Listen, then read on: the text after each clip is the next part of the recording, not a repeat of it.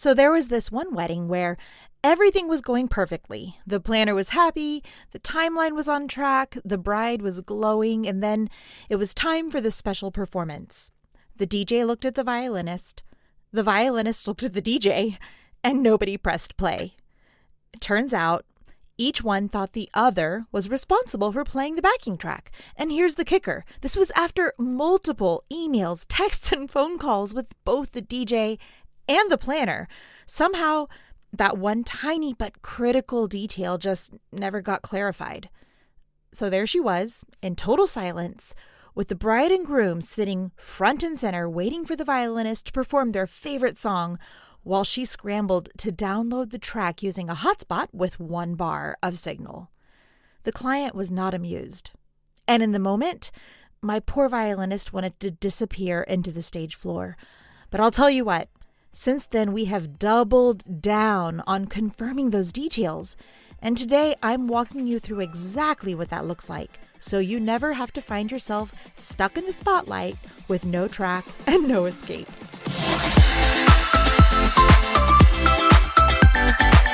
Are you a classically trained violinist dreaming of stepping out of the orchestra and into the spotlight, but maybe the world of solo gigs feels intimidating? You're not alone. Welcome to The Glam Violinist, the podcast that empowers classically trained musicians to build thriving careers as sought-after entertainers. I'm your host, Celeste V, and each week we'll break down the secrets to getting the gigs you've been dreaming of. Get ready to unleash your inner rock star and turn your passion into a paycheck. Let's get glamorous.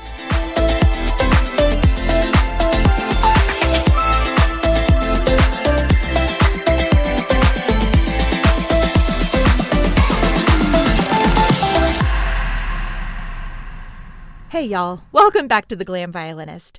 If you've ever done a happy dance the moment you get a signed contract and a deposit, I get it. That moment feels so good. But here's the truth. The work doesn't stop there. It actually starts there. Today, I'm going to walk you through everything that needs to happen between the moment a client books you and the moment you step onto the event floor. Because those weeks in between are where all the magic happens. Or, all the chaos, depending on how well you plan. Quick side note. If you know someone else who does gigs, will you please take a moment to send them a link to this episode? My mission is to empower as many musicians as possible, and you would be doing them and me such a huge favor. Thank you. All right, here's the deal. Once a client books you, they assume you're taking care of things. They trust you to show up, be amazing, and help their big day go smoothly. But here's what most non-musicians don't realize. We can't just show up and play. We need information. We need coordination. And if you're doing this on your own, which most of you are, you have to be your own performance coordinator. One thing that makes my company unique is that I hire professional performance coordinators to handle all of those details for our violinists. This is their whole job, so the violinist can focus on the music and the performance. But when I was doing everything myself, I started keeping a little coordinating checklist on my phone. Nothing fancy, just a list I could run through to avoid waking up at 3 a.m. thinking, wait, did I confirm who's playing the first dance track? So let's talk about what that checklist needs. Here are the core things you need to get from your client after they book. 1, a completed questionnaire or follow-up email with all the event details. This is such a crucial step.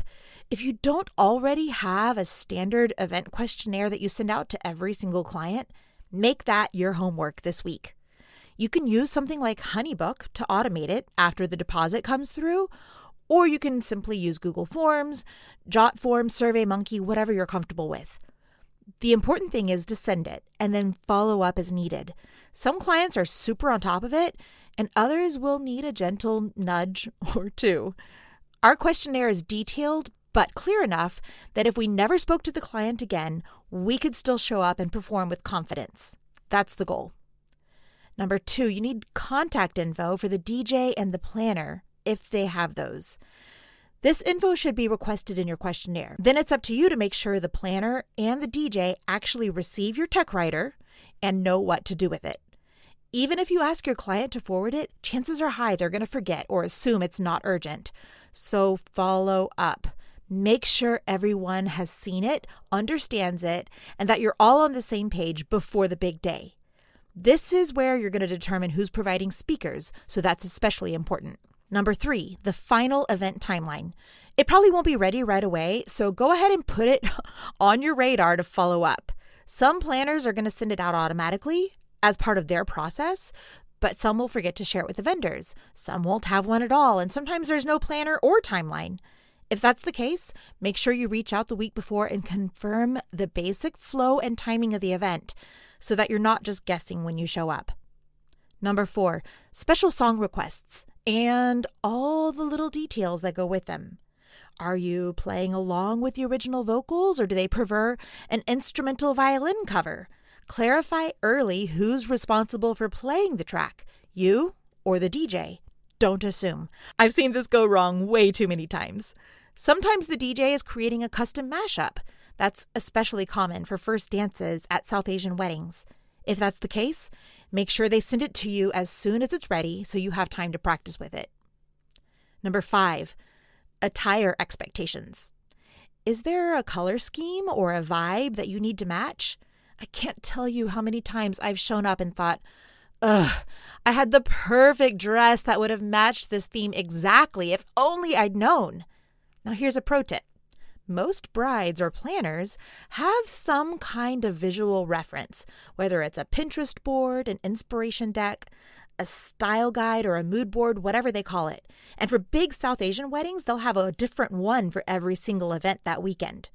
If you can get access to that, it makes planning your outfit so much easier, and it helps you to blend into their aesthetic like a total pro. Number 6, parking and arrival logistics. Never assume it'll be easy. Confirm ahead of time whether parking or valet is complimentary for vendors. If not, plan accordingly. You may need extra time to unload, park, and then walk back up to the venue. Or honestly, sometimes it's just worth it to pay the valet and save yourself the stress, especially if you're hauling a speaker, a violin, and half a suitcase of cables. Just make sure whatever plan you choose, you're not figuring it out on the spot. Number 7, and my final one, is point of contact. Make sure you know exactly who you're supposed to check in with when you arrive. Sometimes there is a planner, sometimes it's the bride's cousin, and sometimes it's just chaos. So whether it's the planner, the bride's bestie, or Uncle Sal in a Bluetooth headset, get a name, get a number, and confirm it ahead of time. Pro tip: when in doubt, ask. People will rarely get annoyed by too much communication, but they will notice if something important gets missed. Once you know what you're playing, it's time to get your music ready. You're going to purchase and download your backing tracks. You're going to trim, transpose, or edit the audio as needed. Double check that the key and the form match your sheet music if you're using sheet music. You need to load all your tracks onto your laptop or your iPad, whatever you're using to play your tracks.